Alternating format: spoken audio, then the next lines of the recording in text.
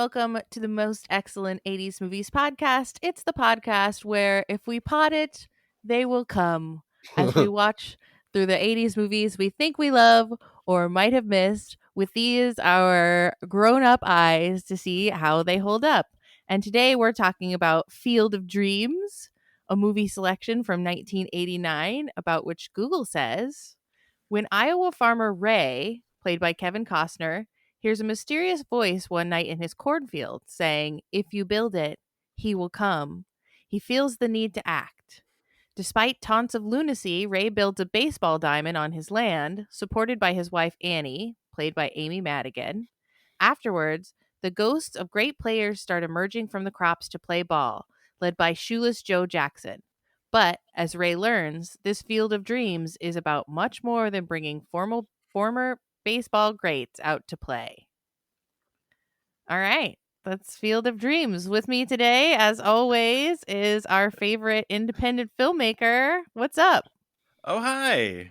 Nathan Blackwell. Thanks for having me. We always have you. You're always welcome.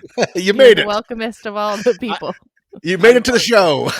Yay. It's always a miracle. Thank you, everyone. It is, yes. It's gratitude. And joining us today is also a filmmaker, a podcaster, and an all-around True Story FM all-star. It's Tommy Metz III. How are you? I am great. It is always a pleasure to be here. Thank you so much for having me. Well, I'm super excited to talk about Field of Dreams. I'm always surprised that this is an 80s movie because it feels like a 90s movie to me. I don't know why. It just has a 90s feel. Because it was 89? I guess. Right on the cusp. Yeah. Well, because there's nothing 80s about it. Yeah. When you think about, like, there's no one, like, Shoeless Joe isn't doing a Rubik's Cube or, whatever, all the dumb 80s things that are there. Because it's so a movie lost in time. On purpose. Anything like in the Midwest or anytime like we see in 80s movies that's on like the East Coast, like it's almost set back 10, it like looks very 70s, and so I think there is a timeless nature to this. And also it's like obviously like these time periods, like the Wizard was an 80s movie, but that felt super 90s. Yes. Like it was just on that cusp when things were starting to transition. Because obviously, as soon as the year clicks over to 90s, things aren't immediately 90s-y, You don't immediately throw away all of your possessions. Exactly. It's an agreement. And I have no clarity about like what is 2000s and what's 2010s and what's 2020s. You have to get like a good 25, 30 years out to really kind of get it. Yeah. So, well, I saw this movie just a ton when I was a kid. This was in regular rotation at my house. What about for you, Nathan? This was a movie that I really responded to. So when it came out, I saw it on home video. I was about that age. I was about 13, I think, where I was starting to appreciate and respond to, quote, adult movies. There's that time in your life where you can actually start to enjoy like dramas or things with feels in it and not just explosions. And so I just kind of looking back, like Kevin Costner was kind of my gateway into more dramatic films. Oh, yes. Like Field of Dreams and Dances with Wolves. That's I think when Dances with Wolves came out in 1990, like the next year, that's when I really started to kind of pay attention to what were Oscar movies, Yeah. And of course, the Robin Hood, Prince of Thieves. Yeah, it didn't last long. And what about for you, Tommy? Yeah, this movie has always stuck out for me. I haven't watched it in a while. I've watched it 900,000 times. I haven't watched it in a while. I was so glad to rewatch it for this podcast because I feel like every time I watch it, I'm like, oh, right. this is an extraordinary experience. And I think one of the reasons it's so extraordinary and sort of like an awakening, like you were talking about, Nathan, for me is it's so sentimental. Like this might as well be a Frank Capra movie, and parts of it are It's a Wonderful Life, just straight up. But the sentimentality, it works. But on the edge of a knife, this could be a Hallmark movie if you just push it a little bit farther. But instead, it's just hits it every moment. And it's so filled with chills, not scary chills, but like goosebumps. That's the word I wanted to use. I kept writing down chills, and I knew that was wrong. Goosebumps. It's incredible that this, I mean, I keep forgetting how extraordinary of an experience this movie is for me. And so this was wonderful to come back. And I forget parts of it, like the whole beginning slideshow with all the different things. I forgot about I don't remember that at all. It opens with all this VO stuff, and there's all these like funny jokes and things about, she smelled weird, but we loved her anyways. And all of that great Super 8 when they're moving into the farm. I don't remember a single thing about that. I think I thought it started at the cornfield. So it's really fun. It's such a deeper movie than I remember. Yeah, it's the overlap of a baseball movie, which is inherently kind of a little old school and nostalgic, and then a dead dad movie. And so it's like really weaponizing both of those. But yeah, the storytelling in specific, and then the direction is just handled so well, just balancing all those things. Because it's still also, I think one of the things that keeps it from being too Hallmarky is that it's also kind of a ghost story. Yeah. Right. It's a ghost story where there's no rules to how the ghosts operate.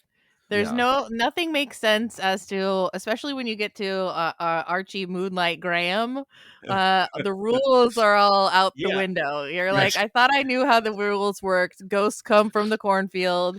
They're baseball men. Yeah, you think, okay, there's like a portal. Right. There's like a corn portal, and then portal. you realize, and then at some point, a portal. And then you realize at some point, he has now time traveled. It's like time travel is in play, guys. And then eventually, like towards the end, like mass hypnosis for profit. Yeah. And yet it all works because they don't lean into the rules. They don't lean into the how is this. And the wife, I think, is a very key part of it. The wife of the character, she's such a free spirit and is so let's go and okay, and is so, I mean, she says big wow at one point, that you need that character to unground things. To just let the mission go.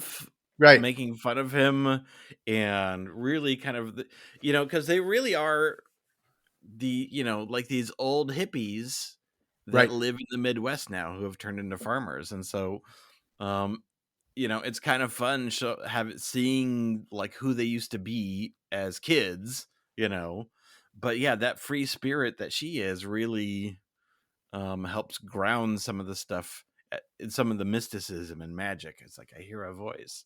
Right. Yeah, she's got questions. She's like, well, what does the voice say? If you build what, who will come? But then he's like, I think if I build a baseball field, Shoeless Joe will get to come back and play baseball. And she's like, yeah, okay, that sounds great. Right, because she could be, I mean, she shields him from Timothy Busfields of the world. She fights for him. She could have been, to use an antiquated term, but like the shrew. She could be the another one of the, but instead he's able to build an armor of his family, and then eventually Terrence Mann of just dewy-eyed believers that are just on this quest to keep going. That's an important part of making this all work, and why you question the rules, but then you almost get mad at yourself for questioning the rules. Because instead, let's go pick up that young man on the side of the road. He looks like family, and get another goosebump moment. Yeah.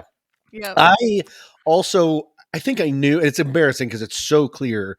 I knew, but I don't think I'd ever broken it down how much the film's about a lot of things, but it's about redemption, dealing with your past, making good with your past for everybody. Except Moonlight Graham is a little bit curious in that he doesn't have the regrets. His is like wish fulfillment. He gets to go to fantasy camp. But his is kind of like almost like the counter argument where it's like, I've got something unfulfilled. It's like, yes, I've got a wish, but I'm happy with how my life turned out. Right.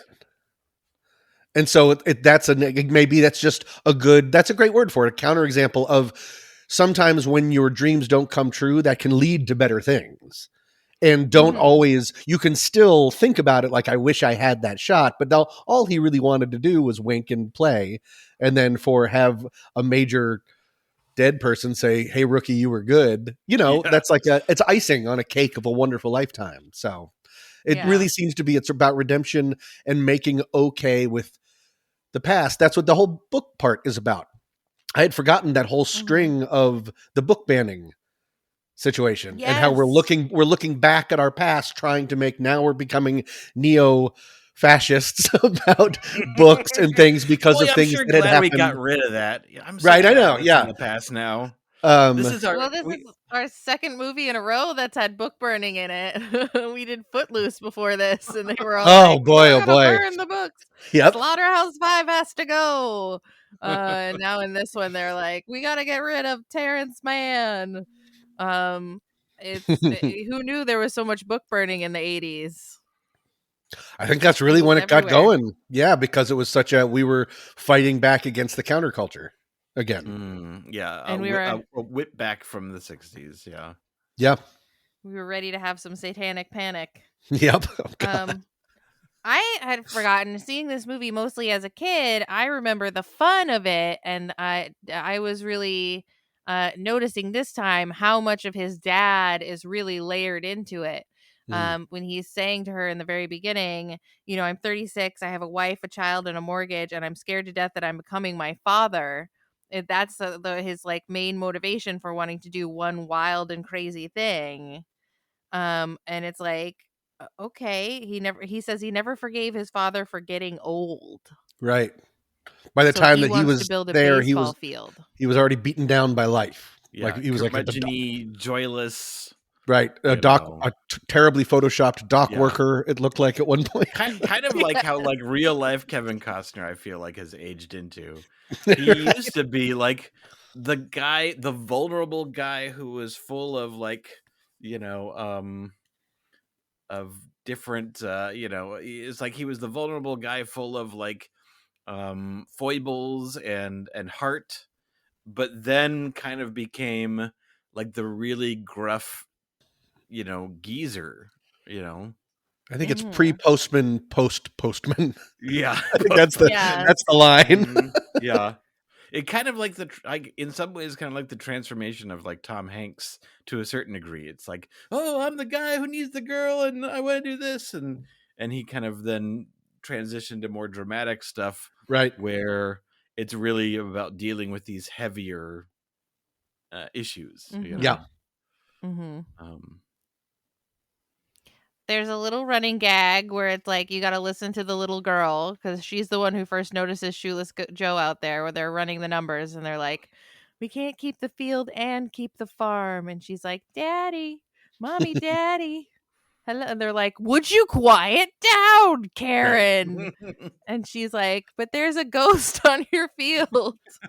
And then they finally go out. That's always such a classic gag of, not now, not now, little girl who has all the things. Yeah, that's like the sister of, sir, not now. I think you're going to want to see this. Like someone with a clipboard. Right.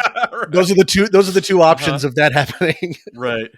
And you could make the argument that children are more like aware of supernatural things. I think that they're just easier for ghosts to control. Yeah. Kids and how long do I have to stand out here? How long he might have been out there for a real long time. All right, I'm controlling the kid. Kids are easy. See me. He's just out there. Just Shoeless Joe out here. Yep. Hello. Doing magic in your cornfield. You've been waiting for me. I'm sorry I'm late. Sorry you had to do Christmas with the snow on the field. We couldn't come out when there was snow on the field, obviously. Right. I've been waiting for 15 minutes. Really impatient 150-year-old ghost. Yep. I like the awkwardness of the first encounter between Shoeless Joe and Ray Kinsella. He's like, "Oh, let's see if you can hit my curveball." Right. Okay, you can hit the curveball. Yeah, I love one of the things that makes that scene work so much is that Shoeless Joe is more nervous about this than Kevin Costner, it feels. You know, it's not like I know everything and I've appeared as a ghost. It's like, is this heaven? Is this how does this work? I haven't played baseball. I can play baseball? You know, it's like Shoeless Joe was not allowed to play baseball because he was part of the 8-man out who were thrown out for allegedly cheating, you know, throwing the game. And so he hadn't been allowed to play baseball. And so this was, it felt very much like the scene of him smelling everything and being able to finally do this, that in some ways that diverted our energy from how Kevin Costner was feeling. And it kind of made it feel a lot more human than just a mysterious ghost appearing. But then also, in addition, there's the most like it. I almost have to look away from it because of my past with youth sports, and I don't know if you can tell from my little thing, but I wasn't the sports Adonis you probably think that I was. And the first time when he's like out there in the field, and Ray picks up the ball and tries to hit it and whiffs it. And it just goes like a few feet. And Shoeless Joe sort of like Ray Liotta stands up, almost like, wait a minute. He's who I play with. And he's like, oh, I'll get one out there for you. Oh my God. Everything comes back. Right. Oh, heaven sucks. Yeah, exactly. That's such a painful moment. But then, but I think that that's also important of you're bringing back Kevin Costner to a childlike situation. You're making him vulnerable. You're not making, everyone is figuring things out. And having everyone be vulnerable in that moment as they're figuring out, like you said, Nathan, they're meeting on the same, not to make a joke, but they're meeting on the same field, the same emotional field, and then just get to build and build and build from there, which is really cool. Yeah. But it's not too long after that. He's like, can I bring other friends? I know. Right. So great. There's this girl I'm seeing. I mean, she just wants to hang out. Is it okay? Yeah. Geez. So I played baseball pre-high school for 4 years, and I really did it for my dad. But two movies Field of Dreams and The Natural were the two movies that if they hadn't existed, I only would have played for 2 years rather than 4 years, because they gave me that sense of like magic and connection with fathers and sons and just like a level of like, mythos to it. Right. I'd go on the field and I would remember The Natural, or I would remember some of those moments in Field of Dreams. And so they're really responsible for me sticking with it for a little longer than I would have normally. Yeah, I love that your sports enthusiasm is tied to movies, Nathan. Yeah, I was not good. Yeah, I was not good. But that's part of this movie that I missed the first many, many, many times I saw it, is that he was being forced by his dad to play baseball and then quit and wouldn't play catch with his dad anymore because that was the one thing that he could like refuse. Right. And it's like, oh God, that is really sad. Like as a parent now watching it, and I haven't watched it since I became a parent, it's like, oh, ouch. Right. That's really harsh. The movie wants you to be able to see your parents as real people instead of just authority which we figures. all know they're not. Right. Because they really don't seem like it. When he says, that line in the voiceover beginning, I think it was in the beginning when he talks about, he admonishes his dad for having a crook as a hero, being Shoeless Joe Jackson and one of what were known as the Black Sox. That hurts. That crushes in a way that when you were a kid, you wouldn't think that crushes. Nope. Because you're a kid and you're the worst. Right over my head. Exactly. Yeah. And I was like, more of the baseball magic men, please. Yeah. There's a terrible version of this movie like by Disney or something where it's like, and on first base, Lincoln. Like just all these old dead people start coming out, and you're just like, okay, this got away from us. The Disney Channel presents. Right. It becomes with angels Randy in the Quaid. outfield. Yeah, it's just all They're out there flapping. This. So, go ahead, Tommy. Oh no, I was just transitioning, but I want you to keep driving because I think we're going to get to the road trip part of it. We are. But first, we have to mention that the brother-in-law, which I think this was the first time I really like put together that he is the brother-in-law, and the wife's brother is trying to buy the farm out from under Ray and Annie because it's on such fertile, rich soil, and they can't afford to keep it if half of it is a baseball field. Right. And so he's trying to buy it from them so that they won't get foreclosed. Mm-hmm. So that's a like major plotting point. And we also learn that he and his wife and their mother can't see the baseball ghosts. Right. Rules. You have to. It's like the Polar Express. You have to believe in Santa in order to see the baseball ghosts. Yeah. That's interesting because he is if the movie has a villain other than like the Nazi woman at the book rally and stuff like that, he is a villain, but he's also trying to help the family. The movie doesn't just set up a cardboard. It's not like the city coming after them. It's people trying to help them. I like that. I didn't remember that subtlety. I remember him just being the bad guy who then sort of, but then because he doesn't then necessarily need a comeuppance, then he gets to have that cool "don't sell this farm, Ray" moment at the end, and it works. It all is a nice way to not just have these bad corporate people. And it's always so powerful to have the antagonist or the naysayer be converted. And that's, and that's always so rewarding. Yeah. Where did these ball players get here? And then the wife starts laughing. Outstanding. So the voice comes back shortly after we get a lot of fun with Shoeless Joe and the 8 Men Out playing. He's like, the voice comes back and says, "Ease his pain." Ease whose pain? What? Be more specific, voice. Right. They go to the PTA meeting where the evil Nazi cow book burning lady is like, I wrote down this line. She says, they're trying to ban Terrence Mann's books. And she says, "You know why he stopped writing books? Because he masturbates." And the guy's just like, "Oh God." No. Oh no.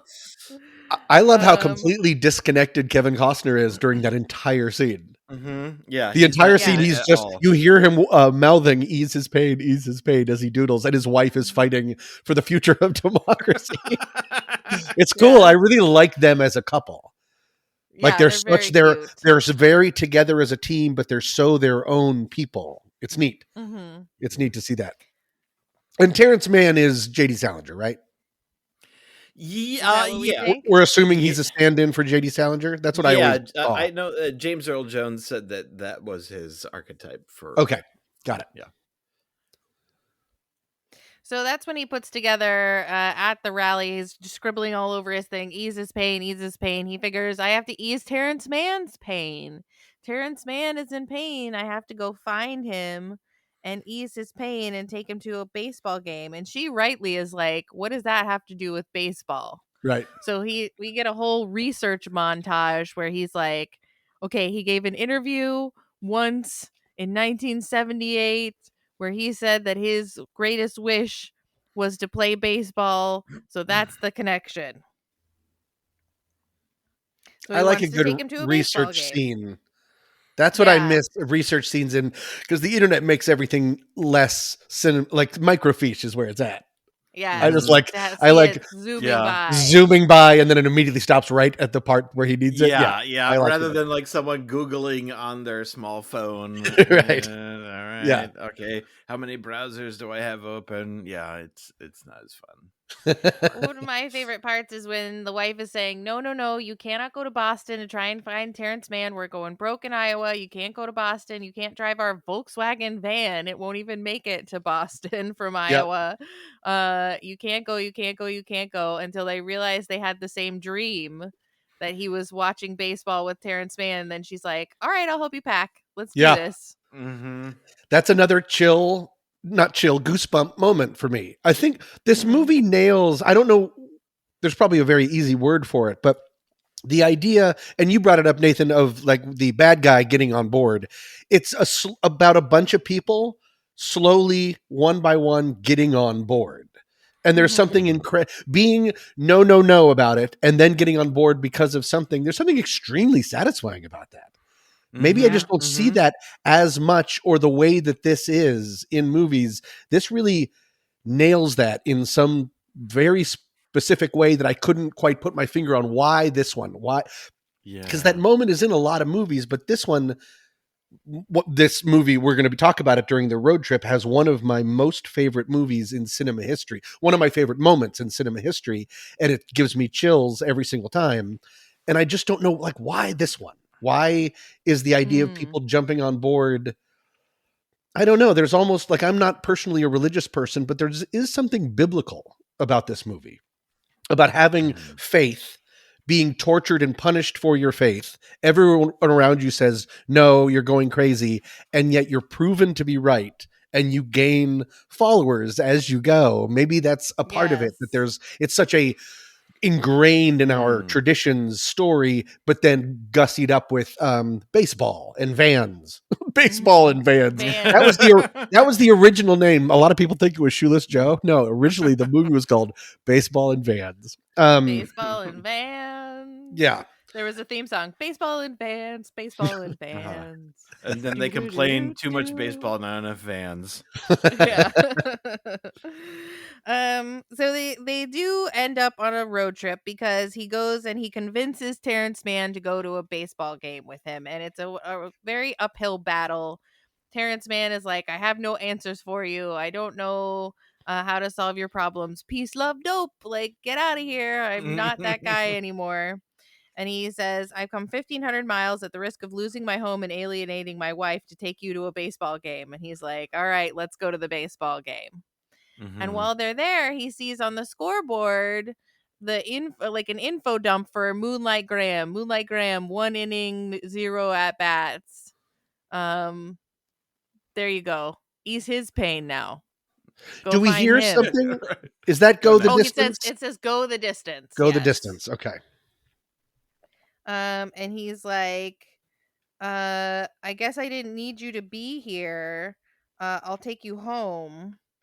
And then there's a part that I really don't understand, because Terrence Mann is like, something happened and you're not telling me. Did you hear something? Did you see something?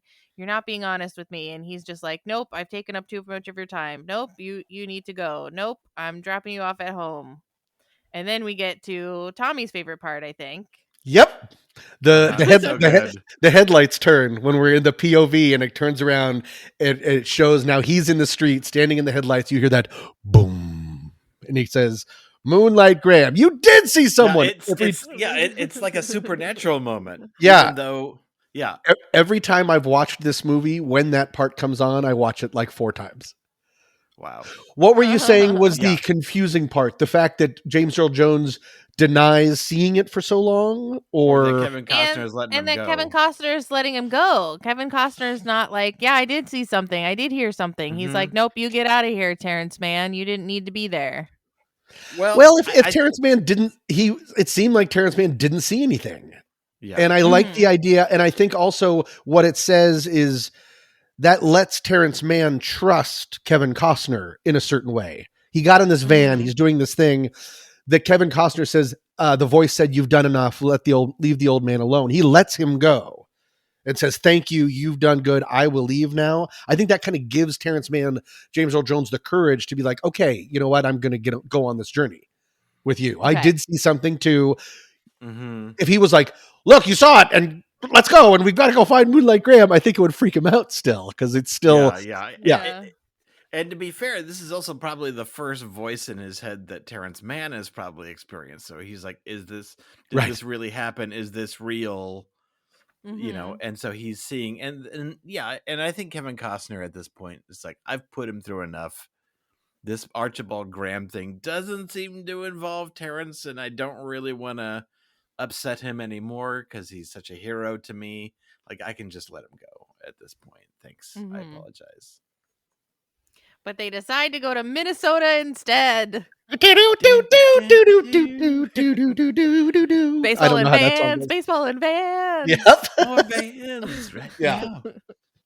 Road trip. So they go looking for Doc Graham. He died in 1972, and he was this glorious man who helped everyone and did everything for the people of his town. Mm-hmm. He was a baseball man for only one little semester. Baseball man. Baseball. He was a man of baseball. He was a sports player. So the one thing I found out to be, so those people they were interviewing were great, telling their story about him. Those apparently were the real people talking about the real guy. I believe it. Oh. He was a real person, just like the other baseball players that they fictionalized and put into their story. But he really was a guy. Moonlight Graham really was that one game and then became a doctor, became a great doctor. Wow. And so all those old people are talking about all the great things that he actually did. And it had that hats is real. Mm-hmm. Oh, the hats! I love that. Oh, that's amazing. I'm so happy now.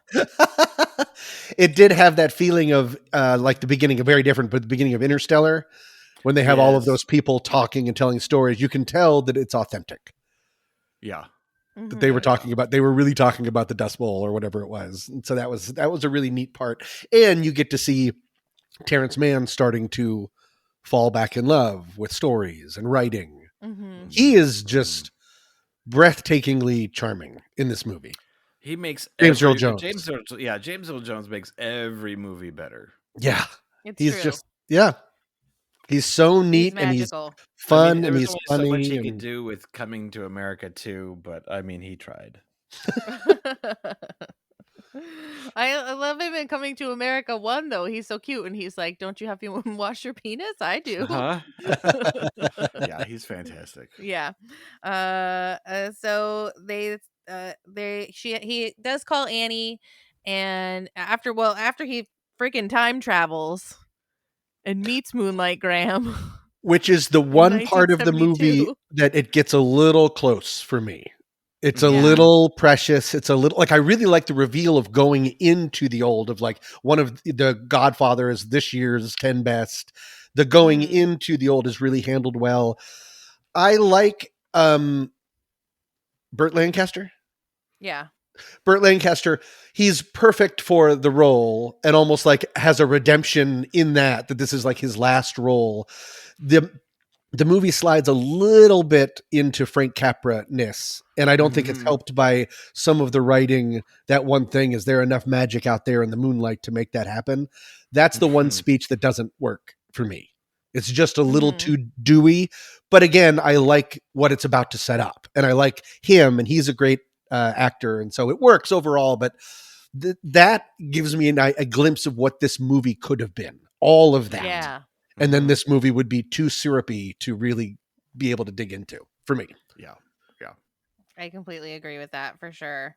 So after he exits his time travel sojourn, which takes him by no surprise whatsoever at this point, Annie is like, they're foreclosing on the farm. You got to get back. And he's like, okay, I'm going to come back. Terrence Mann's going to come with me because he's got to see this field of dreams. And along the way, they pick up an adorable Frank Whaley as a hitchhiking Archie Graham. I want to be a baseball player. I heard there's towns around here where they'll find you a day job and you can play baseball in the evenings and on weekends. And they're like, okay, get in, you weirdo. And the soup grows on trees. That when he says, "I'm a baseball player," and James Earl Jones and Kevin Costner share that look, and the music goes do do do do do do. That's another chills moment for me. Again, it's another like these revelations as it just goes are just so perfectly done, and I think we should really give it up for that score. That's is it James Horner, the late James Horner? Yeah, what an amazing theme for just does so 1, 2, 3, 4, 5, 6 notes to have all of that Zemeckis like magic in one little thing. It's perfect. And so whenever that shows up, it's really cool. And Frank Whaley's such a great choice for that. I think this movie is immaculately cast. Yeah. He's just like, gee, I want to get in your van and go play baseball. I love him. And so cute. I love all the old looking faces for the baseball players, the old timey faces. Yep. You know, like it's cast so well.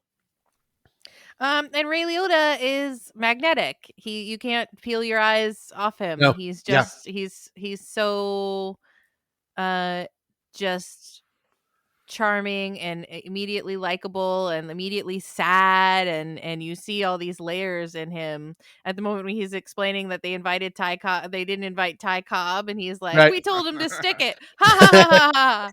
They're like, I don't get it, I don't know who that is, but I love it. I love you, you scamp, Ray Liotta. So they go. There's a nice moment though that I only noticed in this watch where Terrence Mann is sitting in the car and he's like, "Now we know everyone's purpose here except mine." And I was like, "Oh yeah, we don't know yours yet. Yours is still coming. We haven't learned it yet." They go to the field and now there's a whole bunch of players. Like they've got enough players to have 2 teams, and they have a ghost umpire now. A ghost referee, a ghost third base coach. And he has to say the word ghost for every call. Right. Ghost strike 1, you're ghost out. It's part of the rules. Just like if you're in space, right? Right. Yep. Gotta be a space cop and a space sheriff. Yep. A space umpire. So Moonlight Graham gets to play his 1 inning. He gets to wink at the guy. He gets to have his little tete-a-tete with Shoeless Joe and be like, okay, so those were high and tight. What do you think the next one's going to be? Low and outside or in my ear? Watch for low and outside, but don't miss it if it comes in your ear. Yep. And they're having this everything comes to this moment of peak tension where the brother-in-law is standing in front of him screaming, Ray, you gotta sign these papers. We're gonna foreclose on the farm.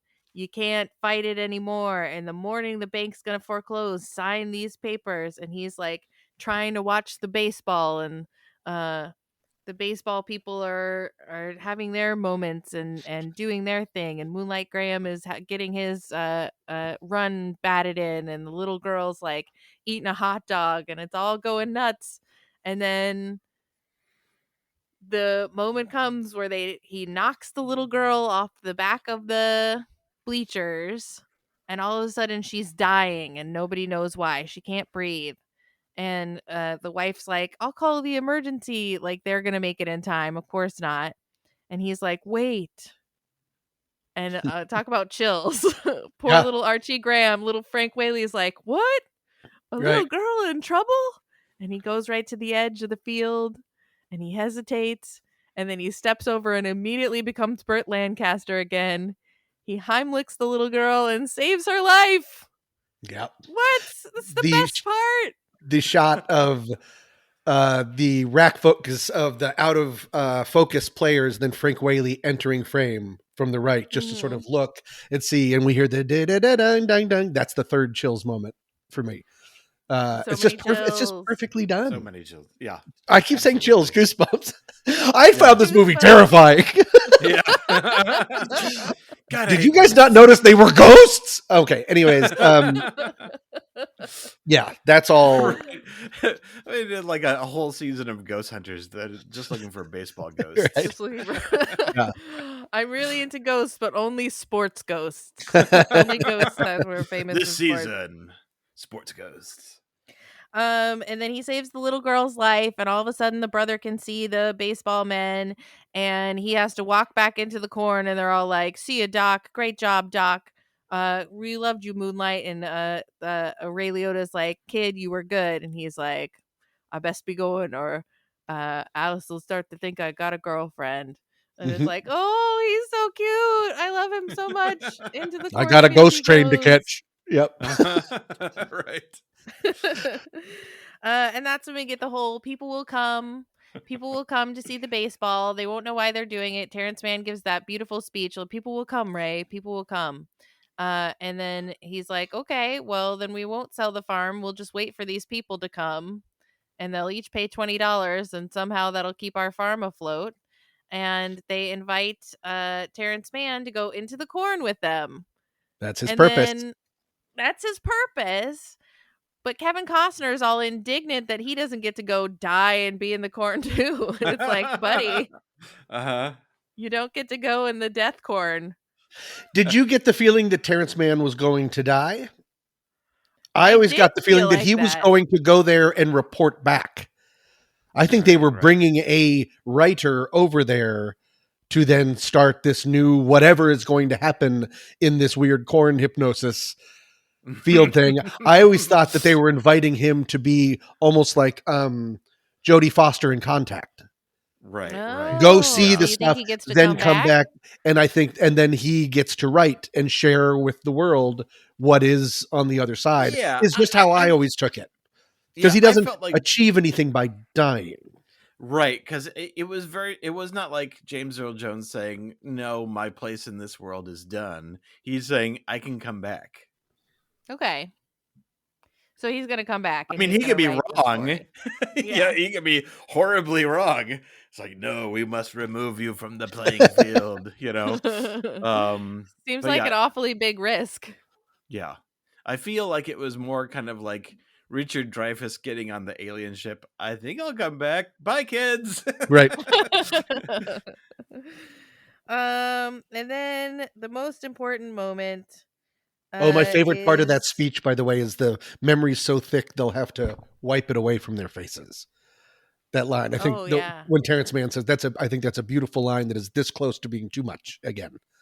Yes, that speech is really like made to be someone's monologue in 8th grade. So then he's like, Shoeless Joe's like, "Look, you're being kind of a little bitch, Ray, but here's the thing. If you build it, he will come.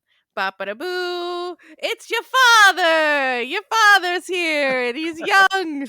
He's young and fresh, and he wants to play ball. Go play ball with your old man." And that was the point all the time. Yeah, then we realize all the ghost voices that he had heard are all about this moment. If you build it, he will come, go the distance, ease his pain. So all those things suddenly fall into place. And then we receive the 6th and 7th goosebumps of the watching. "Oh, Dad, I love you, Dad. Dad. Oh, I love you, Dad. Yes. It's great. This ghost is really getting a lot done. This really accomplishing a lot of checking off lists. This is a highly efficient ghost voice. Do we ever know who the voice is? We never find out, right? The voice just exists. It's not, there's no clues about that the voice was someone. Okay. I didn't think so. And this is the one thing about this movie. It's the only time that I've ever heard the phrase used, "have a catch." Yeah. Instead of play catch. Let's play catch. Have a catch is just such a weird way to say it. I guess I don't know if that's like a. Is it? Let's have a catch, and then we'll play with stick and hoop. Yeah, I guess that's a. Have a catch. Stick and hoop. Yeah. So I'm pretty excited to find out, on a scale of 1 hot dog to 10 hot dogs, how many hot dogs, and don't choke on them, be careful. How many hot dogs do you give this movie, Nathan Blackwell? It's threatening to become a 9. I think I'll give it an 8.5. But you could totally convince me on a different screening that it's a 9. Oh, what took away 0.5 for you this time? I don't know. Yeah, some questions can't be answered, or some answers can't be questioned. Yeah, it's very good. So You're yeah, pleading so the movie fifth? maybe even an 8.75. Oh my goodness. Okay. Yeah. So I will All right, what do you think, Tommy? I'll complete it. I will I'll take one for you and I'll give it a 9. Although it does end, because I'm such a weirdo, the very last shot of the movie is both magical and gives me anxiety because there's already too many cars. They're not ready. Well, They're not ready. Like, we need a Costco run before these 9 million people show up at our stupid little farm. No, we don't have cash to, like, I can't break your change. Yeah, it's like, yeah. And then also it's like the ghost just mind powered all these people to pay for the baseball field. Yeah. You know? Also, the ghosts just left. They all just left. They took Darren's van into the cornfield. Everyone's going to show up and be like, yeah, we want to see the ghost baseball. Yeah. And there's no ghost what time is ghost baseball? Where's the schedule for ghost baseball? We're here for the extra thick memories. Yeah, that's all terrifying. Yeah, they're all showing up to see an empty baseball field at night. Right. Paying money. But no, I would give it a 9 because this seems like the kind of movie that then, like I do, a couple weeks from now or 2 months from now, you would ask, I'd be like, oh, it's a solid 7. But every time I watch it, I'm like, God, this movie is near perfection for me. So much so that it's got to also have big nostalgia. I mean, the movie is nostalgia, but big nostalgia for me in that it works so well. There's got to be something going on in me too. Like, I'm connecting it to some part of my life that I'm not exactly accessing. But yeah, so I'll give it a 9. This film is an absolute joy. And I don't care about baseball. And this film is an absolute joy. I don't care about baseball either. Yeah. And I too will give it a 9. Hooray! But Yay. I know, I don't think we've ever had complete consensus. Well, Nathan's not quite coming up to a 9 with us. Yeah. But I wonder to myself too, what's the one thing that takes it away from being a 10? And I think you nailed it, Tommy. It's all the parts that are almost too much. Right. They're almost too corny. It just it's like Ray Liotta walking up to the line in the baseball field and like, oh, I don't think I can go over. But you walked up to the line. And so I have to take 1 point away. Yeah. Agreed. I also feel like it's so ubiquitous, like, you know, the whole if you build it, he will come, like, in the pop culture, like all the marketing and the references to it, it kind of like denigrates to a degree the quality of the movie when you think on it. Like, it's like, oh, I haven't seen Field of Dreams in forever. Oh yeah, if you build it, he will come. Like, you think about like the pop culture, like references or marketing or whatever, and you don't remember as well, like the really powerful, fantastic experience of watching the movie, you know, like some movies are like that, you know, it's like, it's so popular that it almost like devalues the experience just a little. Yeah. That's interesting. Sure, like it's over commodified. Yeah. Yeah, like someone who like bawled at Titanic or something like that, and now it's like, oh, we hear about Titanic all the time, and you almost think of it more as a franchise or a property or something like that than the actual like human experience you had during it, you know? Right. Yeah. That's a great example. What about a deep cut recommendation? Is yours Titanic, Nathan? No. So I don't know if I've I feel like I may have recommended this before already, but my recommendation is the movie About Time. Which also kind of deals with aging and your dad and mysticism, but in this case it's time travel. Okay. But we had time travel in this movie. Yes. Yep. And so yeah, I you know, it's like one is a little more about growing up and becoming your dad, and Field of Dreams is more about healing the relationship that you had. They're a little different, but there is some fun similarity. And About Time is a little more about romantic relationship, but I feel like they would make good companion pieces. Is that Rachel McAdams? No, maybe. Yeah, it is. So I'm thinking of the right one. Okay, got it. Brendan Gleeson, Bill Nighy. Yeah. Okay, good one. That's not what I was expecting. That's a true deep cut. Excellent. What do you got, Tommy? Mine's not that deep, but it deals with some of the same themes in this movie, but with wildly different results. It's about a movie based on a beautiful book by Ian McEwan. It's about a young girl that makes a terrible mistake because she's young and spends kind of the rest of the movie, and the rest of the characters end up trying to recover from that one mistake, and then she sort of spends, in a way, the rest of her life trying to redeem herself. It's the film Atonement. Based on the book by Ian McEwan, Keira Knightley, and James McAvoy. It's one of my favorite movies of all time. And I no spoilers, but the attempt at redemption is very interestingly handled in this movie in very different ways. That's great. That's also a very deep cut, and I love it. Which makes mine seem very dumb because it's not a deep cut at all. It's a very obvious cut, and it just deals with James Earl Jones and baseball. Oh. I want to recommend The Sandlot, which I also think is a near perfect movie that if we watched it and reviewed it, we would all give it a 9, if not a perfect 10. There are no flaws in A Sandlot. And it's also about redemption and father-son relationships because you have the whole stepfather, stepson, let's have a catch at the end relationship. And you just take a little break to be in the biggest pickle anyone's ever been in. So that's my not so deep cut recommendation.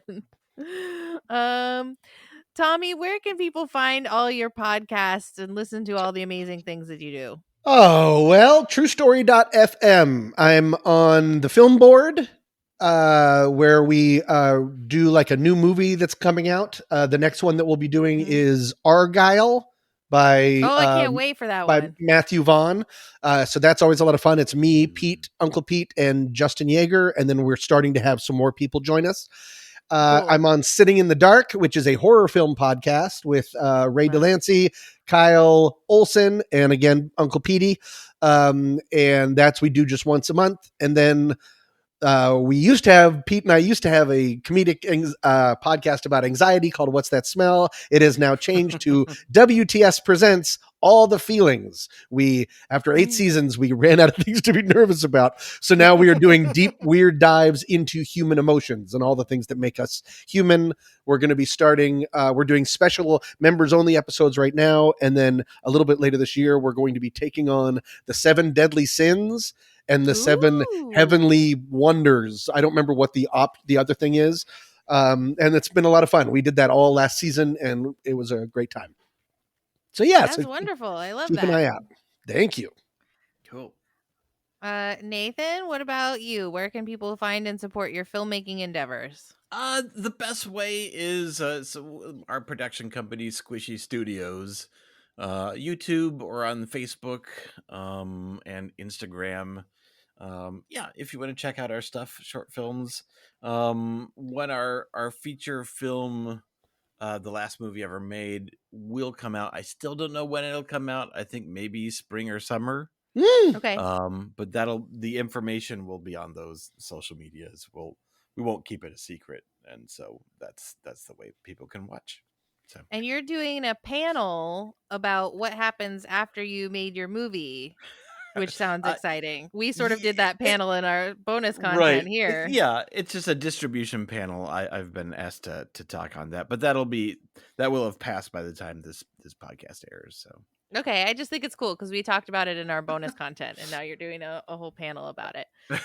They had limited potential guests, and I said yes. Oh, you're so humble. You're such a Moonlight Graham. You're the Moonlight Graham of filmmaking. Yes. all those hat boxes behind it. God, so obsessed with hats. You can find me at the Neighborhood Comedy Theater in downtown Mesa, Arizona. You can also find my other podcast, Gank That Drank, a supernatural drinking game podcast on discovery.FM. And you probably heard the commercial at the beginning, but just in case, if you're here at the end with us and you want a little extra bonus content, become a member. Kick us $5 a month, and you get the episodes a week early.